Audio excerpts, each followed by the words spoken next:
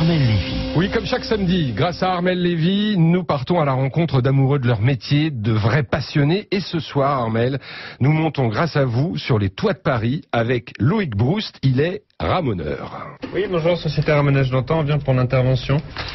Loïc se rend aujourd'hui dans un immeuble de la rue Saint-Georges à Paris pour ramoner les chaudières et les cheminées des appartements. C'est obligatoire selon la loi 1 fois par an et même 2 fois par an pour les cheminées qui servent vraiment à se chauffer. Les gens pensent qu'on est sur une notion de nettoyage, mais en fait on s'assure qu'il n'y a rien qui bouche le conduit. Pour éviter qu'il y ait des empoisonnements en monoxyde, on s'assure que le conduit ne soit pas bouché. Pour ça j'appuie vraiment sur le fait on ne nettoie pas un conduit, mais on s'assure qu'il n'y a rien qui le bouche. Pour ramoner, il faut être deux. Loïc est avec un collègue, Ludovic, qui monte sur le toit. Il aperçoit la Tour Eiffel d'un côté et le Sacré-Cœur de l'autre. Mais il ne faut pas avoir le vertige. Alors là, j'ai pu remarquer que le toit était assez pentu, mais je vais me mettre en sécurité, c'est s'attacher, se déplacer lentement sur le toit et vraiment être aux aguets sur tous nos appuis. Il est équipé d'une corde. Au bout, il y a un boulet de 3 kilos qui entraîne un hérisson. Un hérisson, pauvre bête. C'est une grosse brosse en métal ou en nylon pour nettoyer le conduit. Ludovic attend le signal de Loïc en bas dans les appartements pour lâcher son boulet. Loïc tape sur le conduit de la chaudière avec une balayette. En fait, là justement, quand je tape, donc ça fait du son, donc des vibrations dans le conduit. Et lui, il entend tout là-haut. Bon, là-haut, il y a je ne sais pas combien d'arrivées de conduits en fonction des immeubles. Là, je pense qu'il y en a bien 60 à 80. Donc c'est beaucoup. Donc en fait, pour qu'il puisse se repérer, je vais lui donner quelques indications à l'oral. Donc le téléphone aujourd'hui nous sert beaucoup, mais les anciens ramoneurs travaillent au talkie-walkie.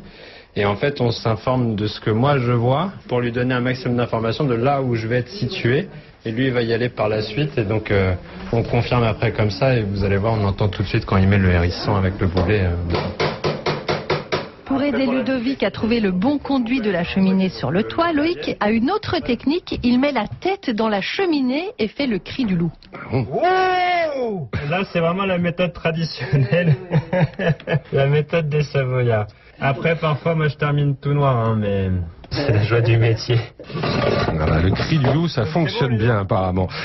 Dites Armel, ça coûte combien une telle prestation ? 80 € pour une seule personne et 35 € pour les conduits supplémentaires. Mais dans un immeuble, comme aujourd'hui, les coûts sont partagés entre les copropriétaires. Si vous avez 8 personnes dans un immeuble, on va diviser le frais de déplacement par le nombre de personnes qui font ramoner.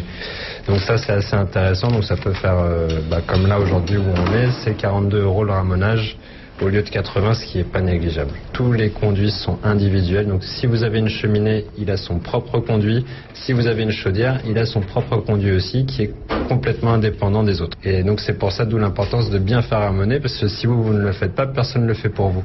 Alors c'est important de bien faire ramoner sa cheminée, et puis c'est important de bien faire son métier. Il le fait, Loïc Broust, mais comment il a eu envie de le faire? Eh bien, chez les Broust, on est ramoneur de père en fils. Son père, Christian, a quitté la fonction publique il y a 15 ans pour créer Au Ramonage d'Antan et il l'a rejoint naturellement il y a 3 ans. Mon plus beau souvenir, je pense que c'est la première fois où je suis monté sur un toit. Je pense qu'on a la chance d'avoir les plus belles vues de Paris, vues des toits.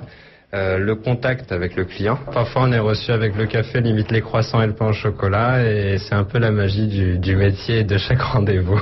Alors aujourd'hui ils sont 7 et ils ont beaucoup de travail en ce moment avant l'hiver. Au Ramonage d'Antan est toujours ouvert au bon profil, l'entreprise recrute. Merci beaucoup Armel, rendez-vous évidemment samedi prochain et pensez bien à faire ramoner vos conduits au moins une fois par an.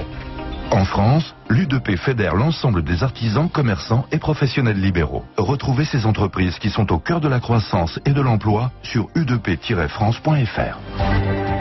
Passez une belle soirée et un excellent week-end à l'écoute d'RTL.